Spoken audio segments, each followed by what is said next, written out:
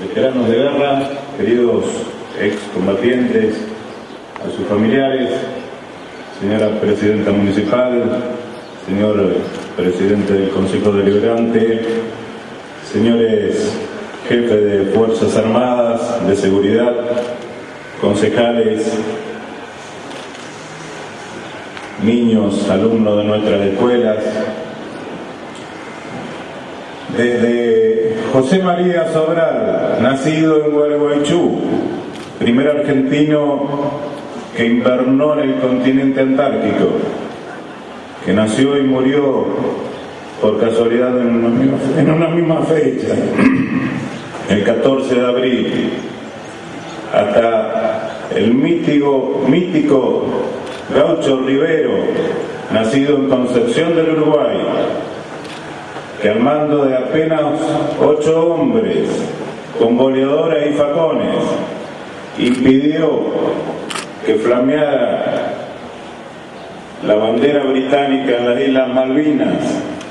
que la rió y que levantó nuestra celeste y blanca.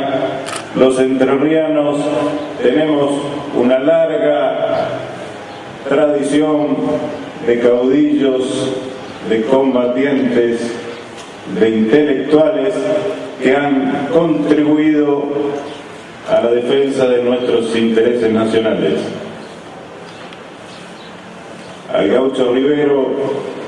todavía hay algunos falsos académicos que desde la falsa academia le niegan los méritos para un justo reconocimiento. El Gaucho Rivero, para ellos que siempre están con la oreja presta para escuchar más a los de afuera que escuchar a nuestra propia historia, era solo un bandido, era un matrero, era un hombre de malos modales, como si los británicos tuviesen modales refinados, o en todo caso, si los tuvieran, ello justificaría su actitud colonialista y, como bien dijo quien me precedió, piratas. Mantener vigente el reclamo de soberanía sobre nuestras Malvinas es tener la pertinaz convicción de que ello debe ser así porque nos asiste el derecho y nos asiste la justicia. Pero también es un acto de fuerte impacto cultural, porque mantener el reclamo de soberanía sobre nuestras islas nos permite descubrir los patrones de pensamiento que guiaron las acciones de todos aquellos que han tenido a lo largo de nuestra historia la responsabilidad de gobernar frente a un hecho marcadamente colonialista. Eso es lo que nos permite o nos permitirá a los argentinos, a los entrerrianos, entender este derrotero, este camino plagado de contradicciones, de avances, de retrocesos, de conquistas y de reivindicaciones, de pérdida dolorosa de tantos valientes y de otros que no lo fueron tanto, de tantos patriotas y otros que no lo fueron tanto. La colonización de Malvinas es la tercera invasión inglesa que sufrimos los argentinos. La primera fue en 1806, la segunda en 1807, y vale analizar aquella fotografía de aquellos viejos tiempos para analizar también el presente. A Inglaterra le servía quizás tan solo con colonizar Buenos Aires o algunos de sus dirigentes, o cooptar los medios de comunicación que en aquel tiempo ya jugaban algunos para que la Argentina tuviese una legislación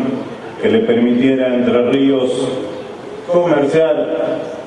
sus manufacturas libremente a costa de nuestra industria incipiente. Las Malvinas se convertían así en un punto estratégico para Gran Bretaña, porque eran la llave de ingreso al Pacífico y era la manera de que ellos maximizaran las ganancias de sus expediciones comerciales, pudiendo comerciar libremente con todos los puertos del Pacífico. Inglaterra hoy está sumida en una profunda crisis como todo el primer mundo. Y qué casualidad, vuelven ahora a hablar de nuestras riquezas naturales. Y en ese contexto aparecen los nuevos colonizados, algunos disfrazados de intelectuales, otros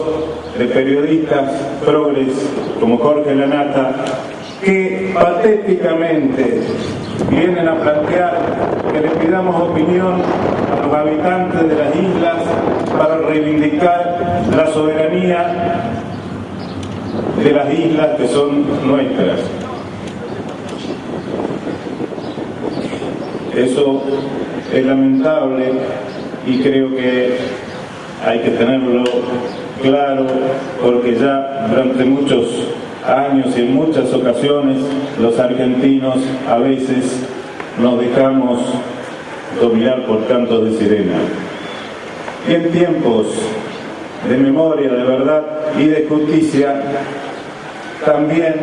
es necesario decir, es necesario recordar, no voy a decir nada nuevo, que la guerra de 1982, en donde ustedes lucharon valientemente, dignamente y sin especulaciones, fue una aventura bélica irresponsable por un gobierno comandado por fuerzas armadas que en aquella época estaban al servicio de otros intereses que no eran los intereses nacionales, al servicio de intereses de la oligarquía y al mando de un general que tomaba demasiado y que soñaba con tener un balcón para él. Creo que también por esa razón es necesario decir que solamente buscaban mantenerse, alargar la agonía al frente de ese gobierno, y para ello no dudaron en mandar al sacrificio a miles de jóvenes, muchísimos de los cuales todavía legítimamente buscan su lugar en esta sociedad, y sin desconocer las deudas del Estado y sin desconocer las deudas que como gobierno tenemos que reconocer, creo que es una responsabilidad de la sociedad toda hacernos cargo de esa enorme deuda, y que por más tarde que sea, nunca será mucho lo que podamos hacer para saldarla. Creo también que en tiempos de verdad, memoria y justicia es necesario, no solo como funcionarios de gobierno, sino fundamentalmente como ciudadanos, en mi caso particular como ex soldado clase 62, reclamar a los jueces que se hagan responsables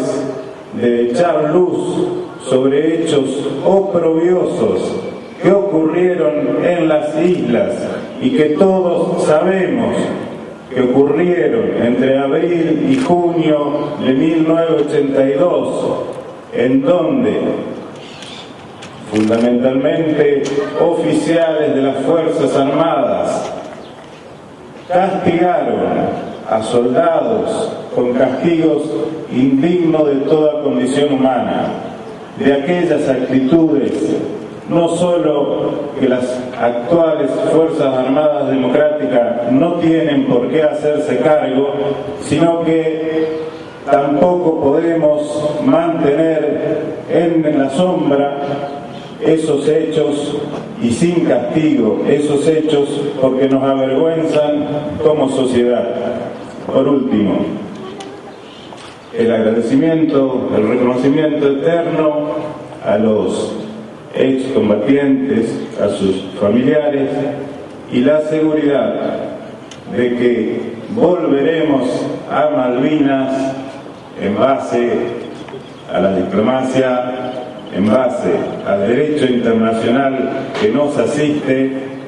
y seguramente como el camino más claro, más firme, más coherente para rendir el más justo homenaje a quienes dejaron su cuerpo, su sangre, sus afectos en aquel sueño, en aquel suelo tan querido. Muchas gracias, honor y gloria a nuestros combatientes.